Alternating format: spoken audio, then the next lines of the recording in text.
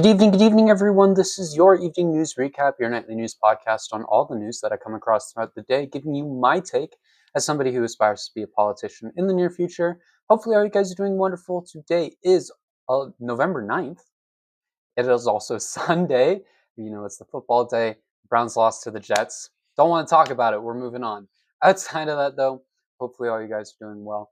It's been a very interesting day in the news world, a slow one, as weekends tend to be, but a very interesting one, as every day is. If you're new here, though, please consider subscribing. All the support is greatly appreciated as we are trying to hit 500 subscribers on YouTube by the end of the year. I believe we can do it. We're getting super close. So if you're new here, please consider subscribing. And if you're on Substack, please also consider subscribing as well. All funds good on me. They help me pay for the things that I need to pay for in college, like groceries, like clothing, like all of that. And you also get random little essays that I write for class or whatever. I posted an essay today on Substack titled Why I Think the Democratic Party Will Continue to Be a Failure.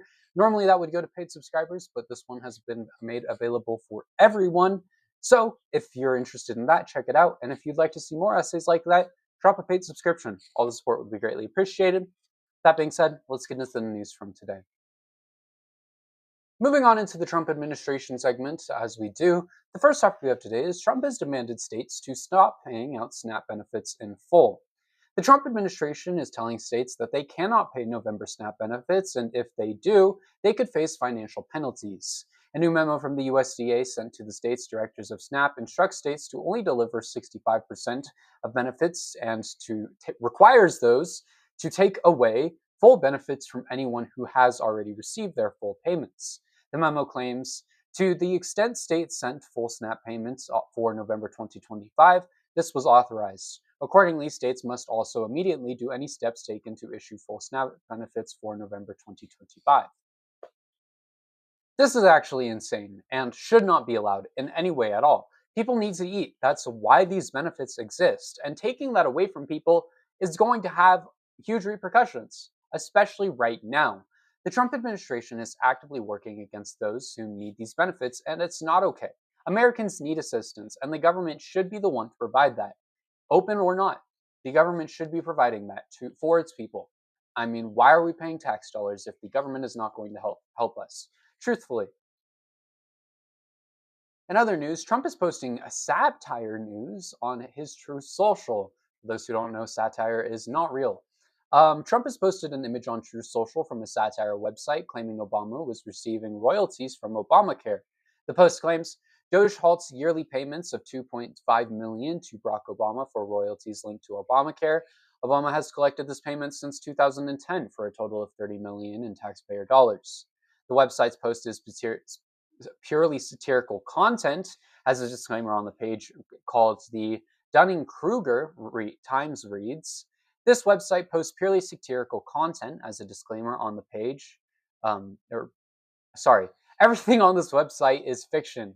It's not a lie. It is not fake news because it is not real. If you believe that it is real, you should have your head examined. Any similarities between this site's pure fantasy and actual people, places, and events are purely coincidental. All images should be considered altered and satirical. In response to Trump said, wow. Once again, this is direct proof that Trump is frequently willing to lie to his supporters. I mean, he is out here posting satirical content on his Truth Social and claiming that it is real, which is not okay. It's not. Something that he has to do time and time again. He lies continuously, just like with his ratings, just like with his economic numbers. I mean, I can go on and on. He lies and lies and lies. This man needs to lie to make himself look better because he is the worst president of all time. That's just a fact. Trump loves to say, if you take a look at the numbers, Trump is the worst. We've gone over that on multiple occasions on this page. I mean, that's just the truth. Trump is the worst president of all time. Anyways, moving on into our other news segment, a Reagan judge has resigned to speak out against the Trump administration. A federal judge appointed by Ronald Reagan has resigned from his position to condemn Trump and his administration's approach to justice and the rule of law. In an op-ed to The Atlantic, he titled Why I Am Resigning, Judge Mark L. Wolf wrote, the White House's assault on the rule of law is deeply disturbing to me that I feel compelled to speak out. Since for me, it is now intolerable.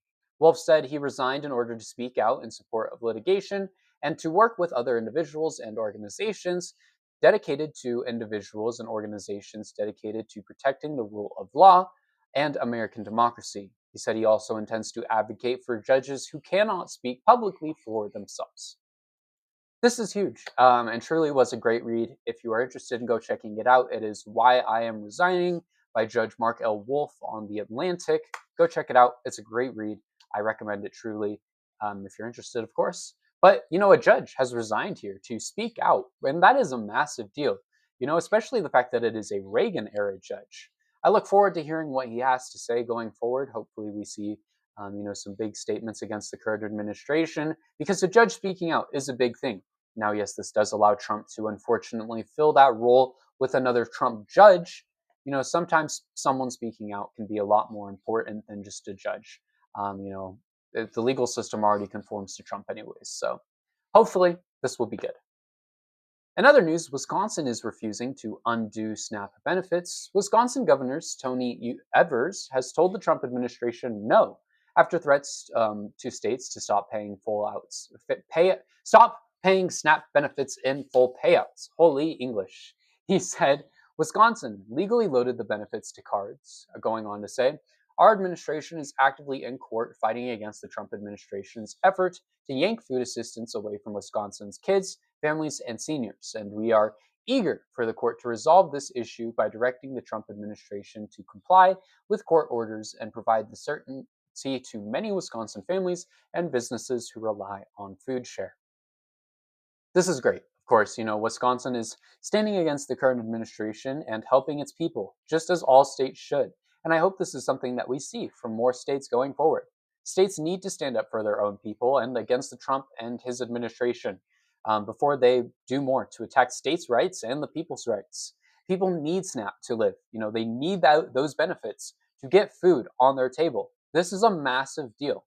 So I'm glad to see that Wisconsin is taking a stand against the Trump administration and providing these benefits for their people. Hopefully we can see it across the board. Anyways, moving on into our final topic for tonight, the Senate has neared a deal to end the government shutdown. Senators are looking to reach a deal to end the government shutdown. According to reports, they are nearing a bipartisan deal that would reopen the government as soon as this week. But several obstacles do remain. This is in the early stages, according to lawmakers, but it is possible Republicans very, very well could fold to Democrats on health care, and it is also possible that they will fold when it comes to voting to extend the Affordable Care Act tax subsidies. This is amazing news, and hopefully it will lead to Republicans folding to Democrats. By the looks of it, that will be the case, but as always, we'll have to wait and see. We never really know these days, but hopefully we can get a shutdown to end soon. Once again, we'll have to wait and see. We never really know, but this is a good sign, and this is the first we've heard of Republicans and Democrats working to end the government shutdown, so hopefully we can finally see that here. With that being said, though, thank you everyone for watching today's episode. I hope you all enjoyed. It has definitely been a very interesting day in the news world, that is for sure. If you're new here, though, please consider subscribing. All the support would be greatly appreciated as we are trying to hit 500 subscribers on YouTube by the end of the year. And if you're on Substack, please also consider subscribing as well. All funds good to me. They help me pay for the things that I need to pay for in college, like my groceries, like clothing, like all of that. But if not, you can always subscribe for free. I truly do appreciate all forms of support on this content. We're out here building a political platform. So if you support a country that actually is looking to help its people to provide things like free healthcare, free higher education, and so much more, drop a subscribe because that's my goal when I make it into politics. That being said, thank you everyone for watching today's episode, and I will see you all